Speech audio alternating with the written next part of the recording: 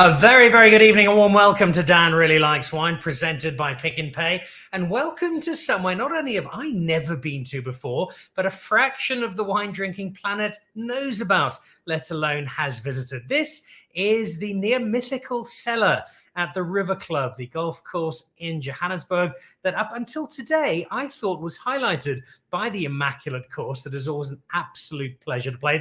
It's the kind of golf course where you can do open heart surgery in the rough. It is that well looked after. It is a delight to play, and I really thought that was top of the list of things to do at the River Club. It is now, I'm afraid, and my apologies to the members, a distant second, because visiting the wine cellar has to be top of that particular list. I've had a bit of a look around. Luckily, I bought a rather large bag, which is now bulging suspiciously, and it is full of terrific wine. And we're hoping to do a couple of little wine dinners here at some point going forward. It's not just a great tribute to South African wine, there's some lovely international wine as well, and a perfect opportunity to celebrate through the medium of wine. And that is exactly what we're doing today, because today, you might not know if you're not watching this in South Africa, today is Mandela Day, where we celebrate Madiba's birthday. We remember a quite extraordinary man and the remarkable impact he had on history. And today that has been remembered by a rather unique golf event where 27 holes were played by a selection of golfers, and the 27 was important because that was the number of years in which Madiba was imprisoned. So we remember him on the show today on the back of this evening, today's golf, which was put together by my good friend Mutle Mogase, who is sitting directly across from me and tasting every single wine we have here this evening several times over. Quality control is important for Mandela. And together with his MMQS Mace group, they put together a day that is supporting the caddy community and putting a lot of money into local communities. So a really good day, and a day that we're capping off with some rather nice wine. And what a celebration of wine I have to look forward to. We are kicking off in just a second with some bubbles that have a very strong link to Madiba, and a man called Bubbles. He's also got a link by being behind the wine that Madiba had at his inauguration. It's not the only wine from his inauguration. We also have some wine that was served at the dinner from Thelema, which has got a special connection to the River Club. And we'll be trying some wine from a very good friend of mine, the wines of Epicurean, which I've just had a sneak preview of. And before my special guest gets here, he can hear me saying, gee, they are fantastic. They're really, really good. But I'm not going to tell him that, or he's going to charge me full price when I try and buy some of them. I'm going to be joining all of those guests, and you can probably work out who they are. The legendary Pieter Ferreira, Thomas Webb from down at Thelema, and Mutle Mogase from Epicurean in just a moment. First of all, though, let's have a quick look at some wine news from this week.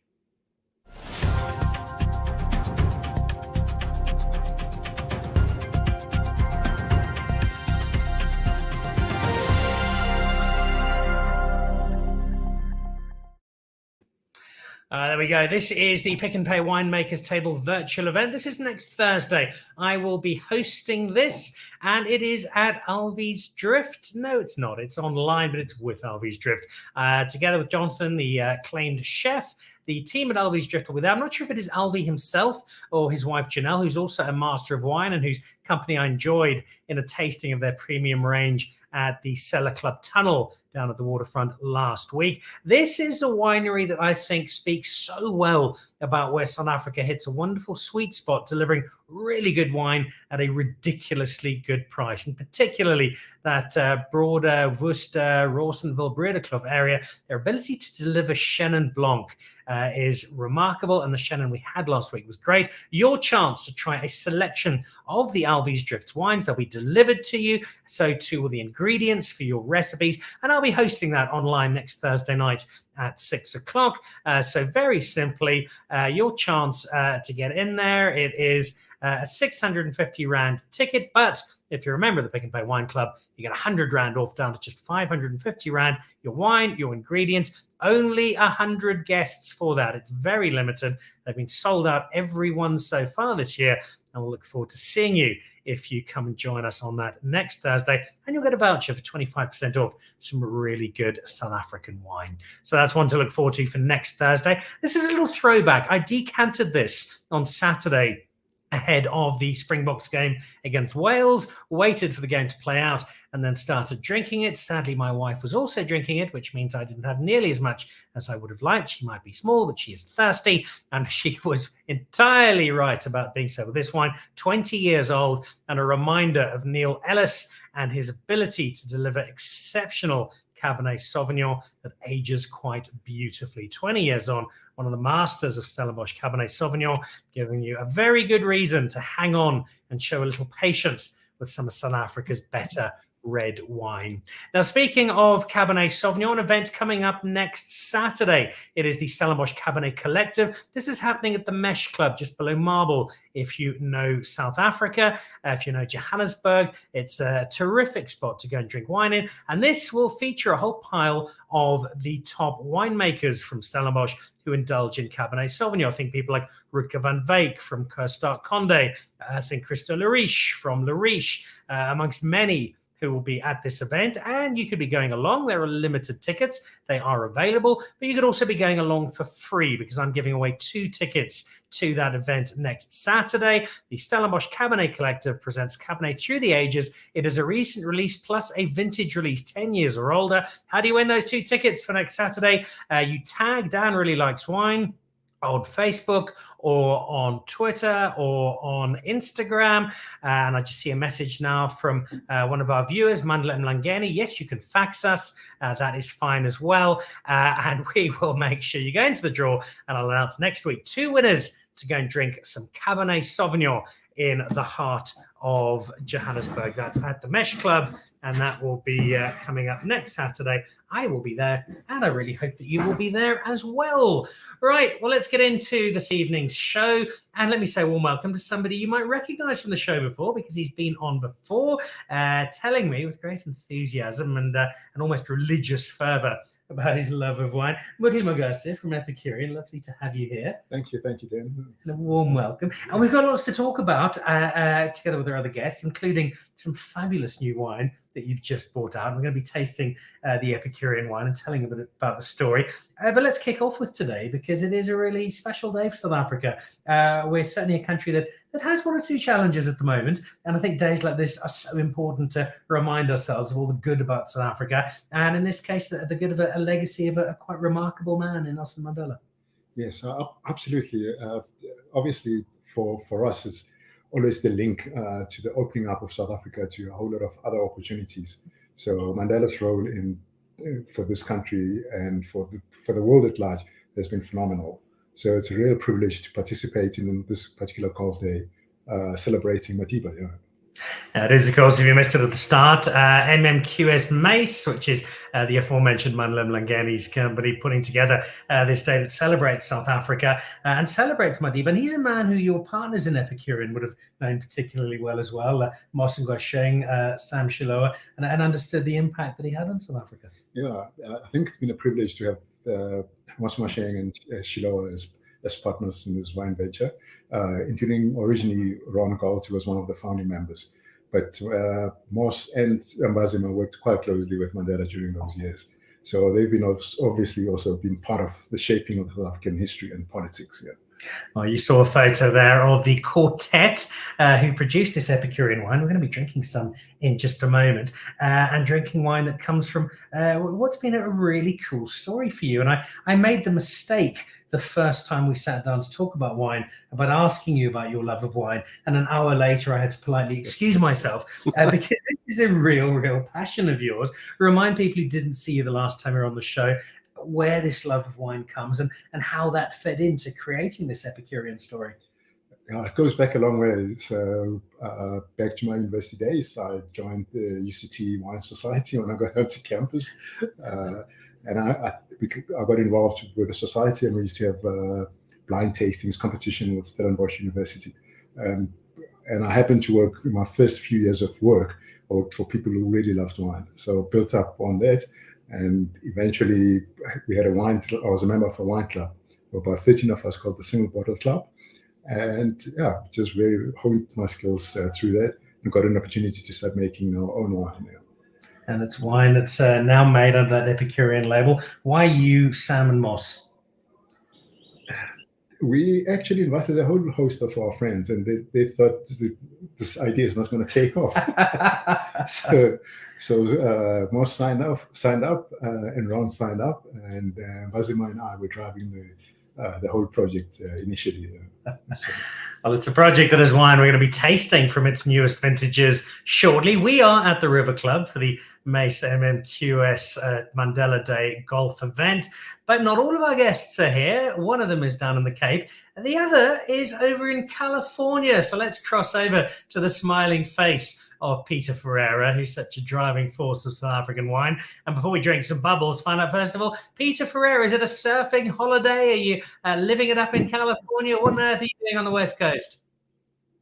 Hi, Dan. Yeah, you can see I'm not at the beach this time, but yeah, I am enjoying the wine country. I'm in Healdsburg, which is in Sonoma County. And we've had 4 days of incredible visits to incredible wines. It really just shows, that South Africa is open and that we could travel as winemakers, build up some knowledge and bring it back home. And you're able to share some stories, which, when it comes to Graham Beck, is always headlined by one in particular. And it's one you've told many times on this show, and we've shared it many times. But I can't ever tire of hearing it because it is so special. Give it to us from the very start, this remarkable collision between Graham Beck and Nelson Mandela. It is a rather special day today. It is really, as Mutle has mentioned, it was the opening of South Africa that brought wine back into the international sort of world. And I'm just extremely elated, and I still sort of get goosebumps thinking about the day we got the call and said our wine, the Graham Beck Brut, was going to be used at Nelson Mandela's inauguration. It is really like a little feather on the hat opportunity. And it's something that we went out to tell the rest of the world. And it's really assisted the Graham Beck brand in the international market. What a day it was. We still remember it very fondly. And, we in honor of 1994 happening, we also bottled Magnums, which we are sharing today on the program, that reflects the remembrance of Nelson Mandela. Well, those are exactly what we have, and we're drinking them right now. And you're under a bit of pressure here, Bubbles, because Mutle is going to give his verdict on them in a second. But before he does that, was it a pure act of serendipity? Did you just happen to have Madiba's number? Had you caught up with him on Facebook? How did Graham Beck come to be the wine that was served that put such a sparkling highlight to that inauguration? Well, to be really honest, we had no real, finger in the pie as such. The wine was called by tender, and we were up against 4 other Cup Classiques, and we were just, the coin fell on the right side. It flipped to the Graham Beck side, and we were the chosen one for the inauguration. And the Magnums was never released. So it is really, we had to make sure that we can, on Mandela Day, always raise and toast Nelson Mandela on this particular day. Now, the story doesn't quite end there, and I'm going to follow up in a moment. Before we do that, Mutle, you've got a palate I rate higher than most. I tasted this at an event we did at the Table Bay with Peter about a month or 2 ago. And what struck me and struck a lot of other people is that if you'd been given this blind, there is no way you would have said this is a 27-year-old wine. The freshness on this and just how alive it is extraordinary. Yeah, it's a really superb wine for a 94 wine. It's held very, very well. The structure, the depth, the freshness. It's just an amazing wine. It's basically it's a lot like Pieter Ferreira. It appears to be much younger than it actually is. I'm not sure how Bubbles manages this. You just have to drink enough bubbles.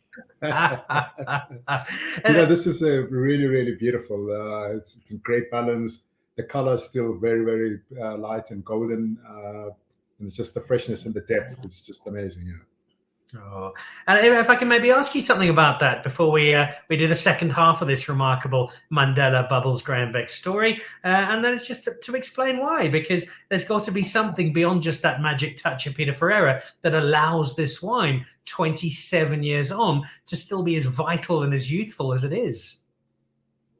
Dan, I think really we realize the value of the terroir in Robertson. I don't want to go into too much technicality, but Robertson has really proven to be one of the more important wine growing areas for Cap Classique, and I think it comes from the natural limestone, which gives you that incredible freshness and brightness.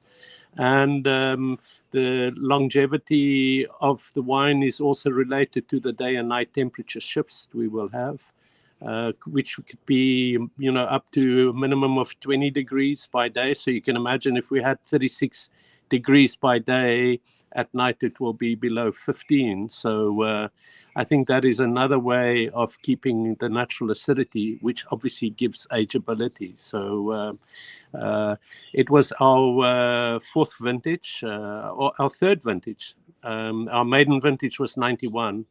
So this was still all 100% Robertson fruit. And the blend we put together is 50% Chardonnay and 50% Pinot Noir. And it takes, Mutle said, the beautiful, bright freshness, it's still surprising. Nobody ever thought that Cap Classique could go beyond 15 years. And we have a wine 27 years on the making. And it's just, it's quite remarkable. It's, I don't know how we managed to get it right, but, obviously the proof is in the tasting.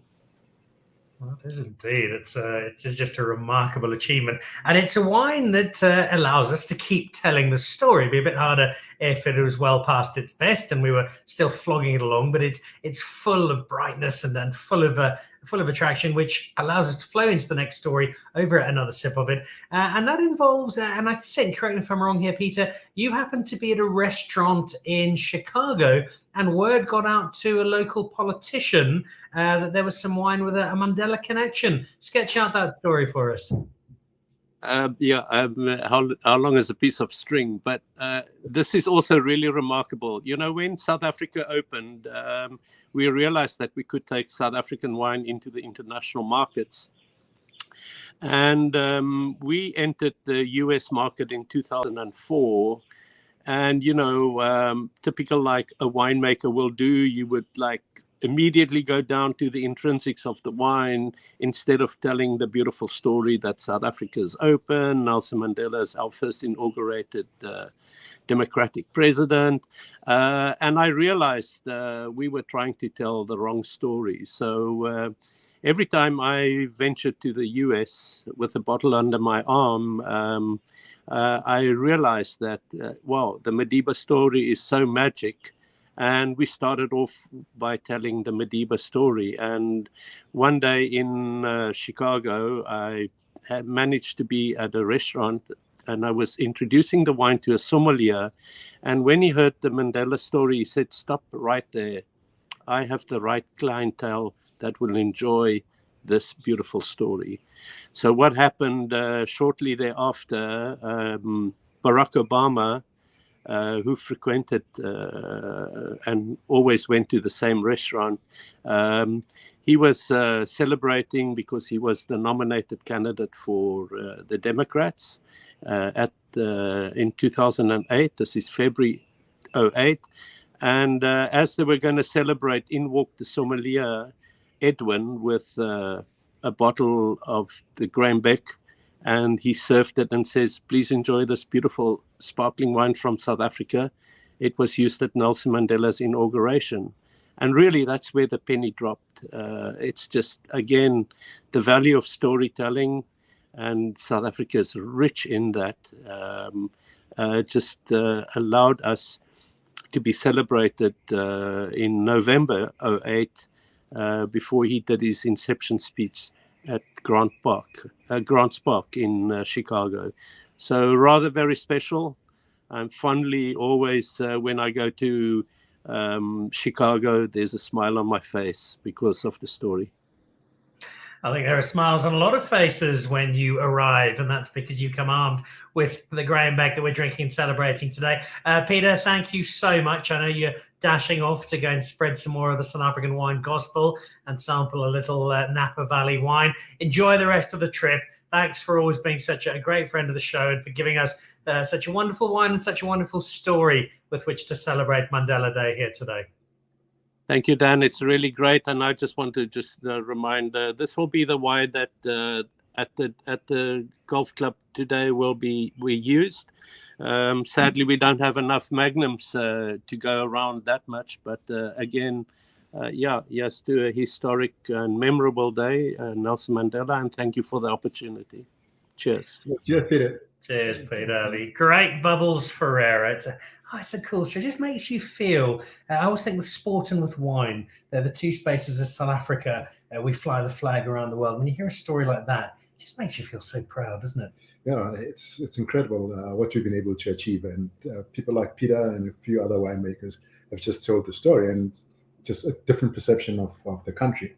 And I've been fortunate to produce a Bubbles with Pieter. I made a sparkling wine for my wife's birthday. It's 2008 vintage, so it was really, really interesting and a learning experience to make wine with Pieter. Just to confirm, that was the vintage of the wine, not of Mrs. Mogase. We just like, for legal reasons, make sure we're absolutely clear there. Right, we've got one other guest on the show. He's been waiting very patiently, but I don't feel too bad because I know what his view is like. And you can sit there happily all day, glass of wine in hand. It is a very warm welcome back to the show from Thelema, Thomas Webb. Thomas, lovely to see you. Hi, Dan. Great to see you. And I'm Mutle. Hey, how are you, Tom? Good, thanks. We've got some to talk to you about with a very special link to the River Club where we find ourselves today. But you are not without your own link to Nelson Mandela. Tell us the story about Thelema and the inauguration dinner. Well, to be perfectly honest, I didn't actually even know that Thelema was involved in the inauguration dinner until quite recently. I was going through some old files and I stumbled across the menu here for the inauguration dinner. And I flicked to the back to see which wines they served, and I see Thelema Chardonnay was included, which was a very pleasant surprise. I don't know how or why it ended up there. The one thing I did notice, though, was there was only one red wine served, and there were 5 beers served. And I'm hoping that that's changed now because we have so many amazing wines in South Africa. I definitely think the wine should outnumber the beers.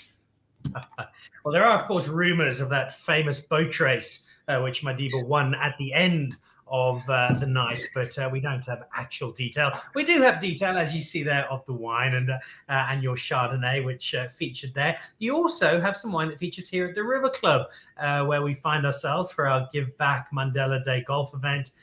With MMQS, and we like to celebrate some of the wine. And the first of those is the one that you've done for the River Club, and I've got it here. It is under the Sutherland label, and it is your Sauvignon Blanc.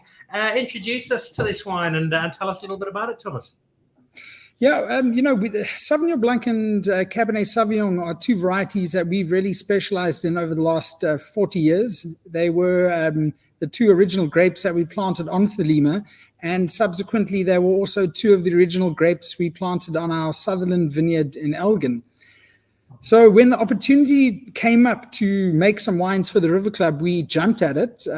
Not only were we going to be able to present our wines to some very important and affluent people who frequent the River Club, but it was also a great opportunity for me personally to get onto the River Club to play golf there, because I certainly wasn't going to get there if my financial credentials had anything to do with it. So we certainly jumped at the opportunity. And so the Sauvignon Blanc, we recognize that everyone loves Sauvignon Blanc. It's a beautiful, fresh, inviting, crisp, accessible grape variety. A pretty good option if you've just played 18 holes of golf. The Sauvignon Blanc was a very easy choice for us. We just try to create a very pretty, friendly, fruity style of wine with a nice high natural acidity to keep a really good sort of zing to the wines. So to me, you can't really go wrong with a glass of that after 18 holes or 27 like today. I can picture this straight after a round of golf. You mentioned the acidity, and it's certainly there, but it's not that, oh my God, I need a box of Rennie's acidity. It sits in beautiful balance, and there's a softness and a richness to the fruit that comes through in this particular wine. When you make a wine for something like this, and it's for a particular community, it's a limited edition, unique wine just for the River Club, does that change how you approach it? Does it change the mentality, and this is how I'm going to create a particular wine?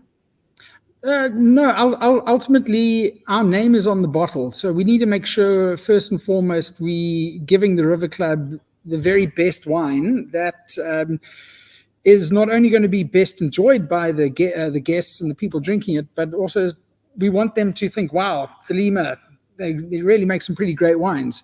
And we've got very much our style of wine, and that's something that has helped Thelema establish itself and build up a 4-decade-long track record, is that we've got a very clear identity and philosophy towards winemaking. And as a result, there's a very clear style that we try and make. So, no, we just wanted to give a wine of the highest quality with a classic Thelema stamp on it to the River Club. And it's a wine, Mutle, both from the smile on your face now, the even broader smile from Mandela, our technical assistant on the other side, and from many people I've seen after a round of golf here. Warm summer's day at the River Club. You come off the course, you've just shot another 93. This takes the sting out of a long day. Yeah, this is a really beautiful wine. I sit in a situation where my wife hates Sauvignon Blanc generally, but she'll drink a Sancerre. So I find this style fairly similar, that you got that freshness, but you still got the depth and the richness as well, with bright, nice mouthfeel to the wine. So this is really, really accessible. So as you say, you don't need a Rennie with this, but it's also almost like a food wine as well because of the fullness of the wine. Yeah, if you're Steve Steinfeld watching this, the anti-Sauvignon Blanc Joburg foodie, I think this is one even you might enjoy. Notleba Lushaba is watching at the moment. The Madiba story is legendary. So is your wine, Bubbles. I agree. The story is just phenomenal. Thank you, Dan, for having this amazing platform. I'm smiling right now. Well, as am I, because 2 wines down, and I am very happy. The Bubbles have been terrific. The Sauvignon Blanc. Now, though, is the big test for our in-house guest, Mutle Mogase, some Chardonnay. This is your brand new vintage. I tend to drink your red more than your white, because just as your wife doesn't drink Sauvignon Blanc, my wife doesn't drink anything unless it's big and red, which means she demolishes your red quite happily. Tell me a bit about your Chardonnay. Yeah, this is a really beautiful Chardonnay. We get our fruit from Elgin. So the story behind the Chardonnay was that we've always been just a pure red wine house. We've always wanted to have a Chardonnay. And then in 2017, I was at a lunch with Skalk Willem, who was the winemaker in Salamaster at Rupert Rothschild. And we were talking about the Chardonnay with the viticulturist, and she said, Rossa Creer. And she said, I'll find the vineyard. Why don't you let them make the wine for you? And we had a very specific view about the kind of wine that I wanted. And it was really more like a Mutle Mogase style. And the vineyard she found for us was in Elgin, which gives you the freshness, the acidity. So really, really tight. And we use less and less wood in the wine. The first vintage, we had about 50% new wood. Now we're probably down to about 30% new wood and 3 other vessels, the Foudre and stainless steel. That leaves you with this kind of mouthfeel. This is a 2021, and we're releasing this in probably about 6 weeks' time. And I'm having it for the 3rd time, I think, since we bottled this in February. Yeah. So. I'm duly honoured. And the first thing you know, we don't need to repeat South Africa's fairly horrendous legacy of hitting Chardonnay over the head with branches for a long time. And we attacked Chardonnay with far too much wood for so long. And here, it takes a moment just to confirm actually there is that hint of it, because by and large, it is very understated. And it's just giving a little accent to the wine rather than trying to define it. Yes. And I think when you've got beautiful fruit, you try and have as little interference as possible through the winemaking process, and that's really what we are trying to achieve with this one. So beautiful vineyards, beautiful vineyard practice, and we're really extremely happy with the progress that we're making with this wine. I love it. Yeah, so. It is drinking very, very happily indeed. Stu Smith, who's watching, Epicurean Chardonnay, a real gem, says Stu. Well, Mutle will certainly agree with that. I think I might as well. Let's head back down to Thelema and to Stu. I mentioned your brilliant views. Before we have a quick taste of your second house wine, and it sounds kind of blue collar, that your house wine. It's certainly nothing like that. But let's talk about where you find yourself. I was down to do some filming with you a couple of months ago now, and it really is just a sweeping statement of Stellenbosch beauty that I suspect is pretty hard to tire of. We are so fortunate. I mean, we've got all these big, beautiful mountains in every direction, north, south, east, and west. So not only is it just incredibly beautiful, but it also gives us a vast range of different sites to make wines. And so, yes, it's pretty hard to beat Stellenbosch just in terms of diversity and what it can do really, really well. So no, I've been very blessed to have grown up in this farm. So I've got very used to the views, but every now and again I do pinch myself and say, wow, I really get to look at this every day. So yeah, I'm very fortunate indeed. And it does look phenomenal, and that in itself will get people coming along just to have a look. But give us the translation of that aesthetic into what's in the bottle. What sits beneath those beautiful views that allows you to create the wine that at Thelema, first your dad Giles, now yourself, have been able to deliver so consistently for 4 decades or thereabouts? Yeah, I guess we were very fortunate that my father Giles did find a really good site, because if you've got the right site, you can make great wines. It's kind of as simple as that. You just try not to stuff it up in winery. So we've had this amazing site, and we've given ourselves decades to really better understand the site every year. So we truly feel that we're improving every year. It's not like there's any science or anything else that's going to give us any shortcuts to improving. It's just figuring out what you do well, keep doing that. What you do badly, don't do that again. And eventually, if you fully committed to the whole process, you're going to make some fantastic wines. And also to mention that the style of wine that my dad's trying to make, which is very lean, structured wines, not big, heavy sort of fruit bombs, this is a really good site for that. So it's the right site and the right people on that site. And it's wine that it was also just superb aging. I see Daryl Balfour, who's watching the show from his vast underground wine lair somewhere near Nelspruit. Good evening, all. Great lineup tonight. I've just opened a 2002 Thelema cab for my dinner later. I had some 99 Thelema cab last week, and it was glorious, that ability to hold. And I think it's something, and I don't know how deliberate this was at the time it was made, Thomas, but if I look at the wine I've had from Thelema, and I've had wine from late 90s, early 2000s, probably 3 or 4 times this year, every single bottle has not just been lovely, but it's wine that very similar to the wine we've had earlier, the Bubbles with Pieter Ferreira, has just still had that freshness, has still been alive, has not shown any sign of being worn around the edges. And it's a great tribute to you, but I wonder if 20 odd years ago, that was a very conscious decision. We're going to make wine that's going to last, or whether it's just a very happy accident for those of us who get to drink it. Sure. I've got a bottle of 1994 Thelema Cabernet Sauvignon in front of me here. And the back label states, how this is a full-bodied wine, blah, blah, blah. And it says, drinking well now, but has a structure to improve over the next 5 years. And I think that can answer our question. So in full disclosure, I'm pretty sure my dad didn't realize they were going to age this well. I think he hoped they would. I think he believed they might, but we actually just didn't know. But I think it's all to do with the fact that Giles likes making very lean, structured wines, which means we're picking early. There's a lot of natural acidity in the grape, so it's got lots of acid, lots of tannin. So it's got all that DNA to age really, really well. And also making these styles of dry wines means that you get to taste every little nook and cranny in the wine. And if you've got really good quality fruit, you want to have that transparency where you can actually taste every little small nuance.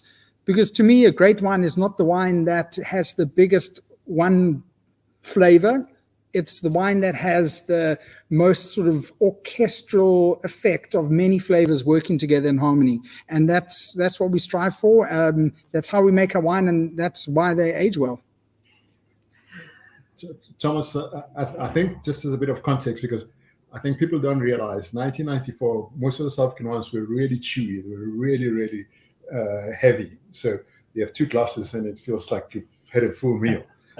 And for Charles to be making that style of wine then was really, really revolutionary. So that was visionary. Yeah, absolutely. Yeah. So that's that context is important, because when we so that's Oh, the rule at the time.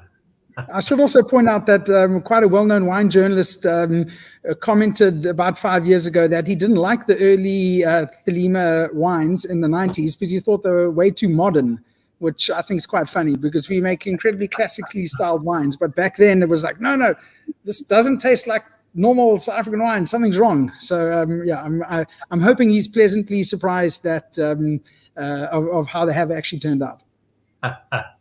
Speaking of aging particularly well, my mother is watching the show from Northern Ireland. Helen Nicholl, a 2010 Thelema Rabelais, waiting on our wine rack for a suitable celebration. If you'll know my mother, a suitable celebration means things like, oh, it's lunchtime, let's open a bottle. So don't expect that one to last much longer. And on Shaba, the packaging of that wine is just glorious. Such a stylish brand overall. You are so lucky. I'm not sure who she's referring to specifically, but I think we all count, because we're all getting to drink all of this. Thomas, let's have a quick check-in on this wine that you're making for the River Club in the red department. It is also, I think, under the Sutherland brand. Talk us through this wine. Yeah, so this is a 2015 Sutherland Cabernet Sauvignon with just a small splash of Petit Verdot in there. 2015 was a fantastic year. It was quite a warm, dry year, but that's not necessarily a bad thing for vines, as long as you're fully in control of your vineyard. And yeah, we got some really exceptional fruit that year.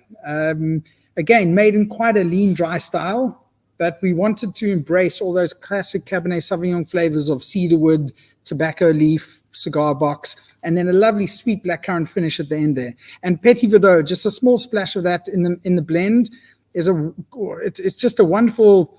What gives the wine this wonderful X factor. Just it gives Cabernet Sauvignon a slight prettiness, which it can sometimes be lacking, and you get this African violet perfume from Petit Verdot. So I think this is it's one of my favorite wines to drink, because it comes across as quite a serious and complex wine, but at the same time it's got this incredible drinkability to it, which I think is something vitally important. You know, wine's a drink. We must be able to enjoy it and not necessarily have to figure out why we like it. And this River Club Cabernet Sauvignon, to me, is just one of the most beautifully packaged wines, and just one of my favorite drinks at the moment.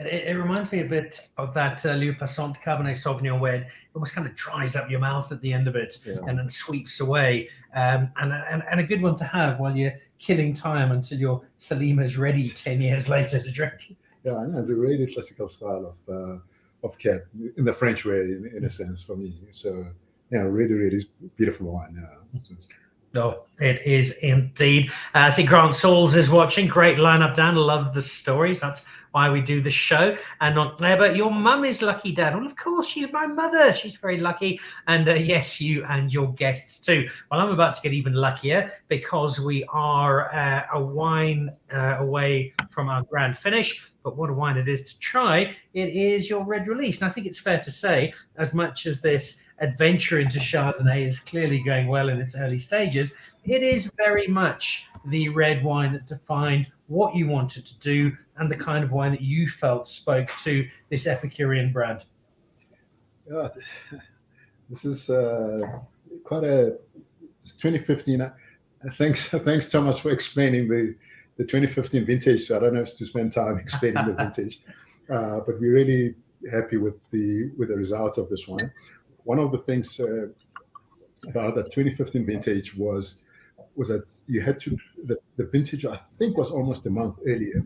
So a lot of people picked a little bit later, which gave them the wines that were too rich. So we picked at the right time, and it gives us that elegance, that freshness, but still really, really tight and with a richness to it as well.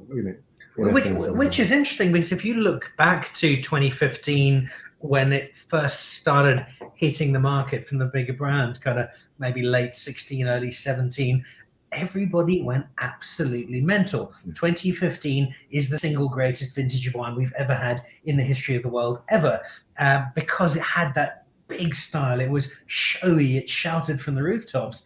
And yet this is a wine, it almost feels more like a 17 to me, in that it is more restrained. It is more elegant. It's not quite so in your face, but arguably better for that in the long run. Yeah, that's just the trick about, I mean, I remember 2007 as well, where we had to pick just in time, because some people picked too early because the season was quite late. So they ended up with green wines. And if you picked too late, the wines were overripe. So picking was really, really vital. And as you know, Epicurean releases its wine 5 to 6, 7 years after vintage. So this wine is in that drinking window now, starting to drink really, really beautifully, and will last for quite a bit, for quite a while. If you remember our story, we set ourselves to produce a classical, elegant wine style, Bordeaux style, more French, more European style, and we wanted to model ourselves. Instead of a Mutle Mogase, we thought the Lafite is more suited to our style, with the elegance and the leanness and the tightness, whereas the Mutle Mogase is obviously quite a big, chunky wine. So we're extremely happy with this 2015, because it starts to move towards that style. It is a wine of great restraint, and it's a wine that is already 7 years old, and it's only just being released. What goes into it, and what do you think is going to be this ideal drinking window? Yeah. So what's interesting is that we've got about 6% Merlot, and for the first time we have all 5 Bordeaux varietals. So we've got Cabernet Sauvignon, Cabernet Franc, Malbec, Petit Verdot, and the same Merlot. Did I count all of them? So it's Merlot based, yeah. So all 5 varietals, but the Petit Verdot and the Malbec are splash, which add the flavor what Thomas was talking about. Yeah. And we found a really nice block of Merlot, which just unlike typical Merlot, which can be quite lush and rich. This is really, really restrained. So it's starting to drink beautifully now. But we want to wine. One of our principles was, besides the complexity, aromatic harmony, longevity was one of the things we set ourselves to make a wine style. Yeah. So another 15 years, this wine will just be beautiful. Yeah. Put that in your diary. Dan really likes wine. 2037. We'll be sampling us to see how it goes. You've got fans everywhere. One of them is someone who knows wine better than most, Gerard Holden, the mayor of Franchot, checking in. Epicurean wines are always a real pleasure to enjoy. Mutle introduced me to them with a generous gift. It's a wine I can see you enjoying, Gerard, because I know your style, and I'll be sharing some wine with Gerard at Marble on Thursday night. He's no slouch himself to come to winemaking. No, he's got a wonderful wine, wonderful wine adventure Gerard is on, and we get to benefit from it. Unfortunately, we're drifting slowly towards the end of the show. We do, though, have one very special wine still to try. Before I do that, I want to head back down to Thelema and down to Thomas. There's been a lot of history to today's show, Thomas, as we celebrate Madiba here at the River Club with the Mandela Day Giving Back golf event with Mandela and his team at MMQS Mace. But we're also looking forward, and I think that is so important. With Thelema, you've got in 4 decades packed a huge amount of history into that time. The legacy of Giles, what you're now doing with the estate, with your team. What's the future looking like for Thelema, and what do we have to look forward to from the estate? Well, I think the thing with Thelema is, we just this 157 hectare property in Stellenbosch.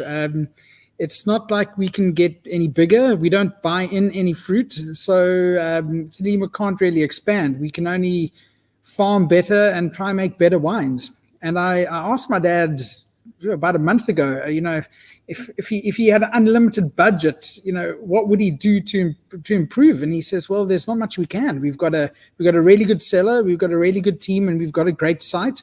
So it's purely about fine tuning. So we're just going to keep fine tuning, getting those little details better and better, and hopefully keep giving everyone those great Thelema wines that they fall in love with. And I don't think we need to change packaging or change style. I think it's just we just got to keep polishing, and hopefully we'll improve every year. Some would suggest there's not much room for improvement, Thomas, with what you're doing at the moment. And the wines you've had with you this evening out of the Sutherland range, I think reinforcing the fact that you just make some really approachable wine, but wine that's also, I think, speaks proudly of where it comes from and who makes it. So thank you for that. I'm going to keep you on the line for just a moment, though, and this is purely because you get to have an amazing view every single time. So to try and even out the jealousy factor ever so slightly, I'm going to get Mutle here to help me out, because you mentioned a little wine. I think it's a wine co-op somewhere in France, and this is from my friend Mandela's cellar. He doesn't know we've got this, so we might be in a bit of trouble when he does find out. But we are drinking, to wrap up here, Thomas, some 95 Lafite Rothschild, which is our closing wine for a toast to Madiba. But in all seriousness, it's also, although he's not with us at the moment, Peter, but to yourself as well, Thomas, just a toast for joining us on the show for Mandela Day, and to thank you for being part of Dan Really Likes Wine this evening. Yeah, thanks. And I think a very fitting wine for to toast the great man himself. Absolutely, yeah, fantastic. This is a wine. I mean, you mentioned Lafite earlier, how it influenced what you've done. This will be a special one for you. Yeah, this is a significant wine for us. It's for the history of Epicurean. I think it's one of the finest wines out of Puyak. So we love this wine. We love their philosophy. We love what they do, and it's a real privilege to have the 1995. Thank you, Mandela, for your generosity. It's a great vintage as well, the 1995. And it also shows how nicely France is coming along as they try and get up there with South Africa as a wine producer. They're getting there. One day. I asked Thomas a moment ago about looking ahead to the future. We've looked back at your story, at the Graham Beck and Madiba story, at the Thelema story, but it is always important to not rest on those laurels. 2029, we will be drinking the wine that you have harvested this year, and that's how far you guys look forward to. There is the red blend, there is the Chardonnay. You mentioned the bubbles you'd made for your wife. Is there a broadening of the story? Is there a vision going forward for where you'd like to take Epicurean? Well, I quite liked making the bubbly, so it's one of the things that we're starting to look at. But it's obviously from bottling, from vintage, is also another 5-year wait. You probably need to get it for about 7 years as well. So yeah, it's something we're thinking about, but it's not much else otherwise. It's a specialist house. We like to do what we do well, and that's what we do. We have tasted tonight the new vintage of the Chardonnay. It's a 2021. 2015 is the red. Both of them are only being officially released in about a month's time, but two to look out for, because they speak not just to the collective vision of Mutle and his two very junior partners in the project, but also the quality of some wonderful wine. And what I love about it in particular, Mutle, is how you haven't copied France, but you've been inspired by France, and you've given it a wonderfully South African interpretation. You have to express your terroir. You can't. We're in South Africa, so your winemaking practices, you work with what you've got, but your vineyard practice gives you the discipline to produce a great wine. So as we say, you grow wine, you don't make wine. And that's the difference. And now one of the things, Dan, is in France, they don't talk about winemakers, they talk about cellar masters. That's the term. You don't make wine, you grow wine. So that's how we think about wine. And I think that is the perfect philosophy with which to wrap up Dan Really Likes Wine this evening. Brought to you by Pick and Pay from the heart of the River Club in Santon, where we have tried some terrific wine and we have spoken to some people who've given us just a really nice celebration of what is, for us in South Africa, such a very, very special day. We are in the cellar of the River Club. Mutle and I have actually pushed a cupboard against the door. It's going to take a SWAT team to get us out of here. And by the time they do that, gee, we'll have laid some damage to what is a great, great wine collection. A big thank you to Andy Bean and to the members of the River Club for not just hosting us for the show, but also hosting Mandela and his team from MMQS Mace, who've allowed us to come together today for a really special 27-hole golf day that has seen money put back into assorted communities and embodied the spirit of really what Madiba was all about, just being kind to each other. We've been able to do so over a little wine. Mutle's been very kind to give me his new wines. Mandela's been even kinder to give us some of that 95 Lafite Rothschild, if he doesn't actually know it has left his cellar, but I'm sure he'll be fine with it. And Pieter Ferreira joining us from California, and Thomas Webb joining us from Thelema with those house blends for the River Club. And that wraps us up for this evening. I'm about to head upstairs. We're going to share some bubbles with our dinner crew tonight and raise a few glasses to the great man. And I will see you back on Thursday. Thursday's show, I'll be live from Great Domains, where I'm in audience with the great Ibn Sadi. Just the two of us for an hour talking with one of the truly great wine minds on the planet at the moment. For now, Mutle and I have a large cellar to finish before they get us out of here. Mutle, thank you so much. It's been an absolute pleasure. Yes, thanks for hosting me. Yeah. And we look forward to trying the brand new vintages with all of you at a special launch event we're working on in the next month or so. Thomas, thank you so much for being with us. Bubbles Ferreira, good luck on the round in California. I will see you back on the show on Thursday from the River Club at the Mandela Giving Back Golf event with Mandela and his team. Have a great evening. Goodbye. To join the Pick and Pay Wine Club, simply SMS your smart shopper number to 36775. It's absolutely free, and you'll get for yourself 3 times the smart shopper points on every bottle of wine bought. You'll also get a 20% discount on 10 different wines each month, a 25% discount on a case of wine, and a Magnum, some terrific competitions and invitations to awesome events.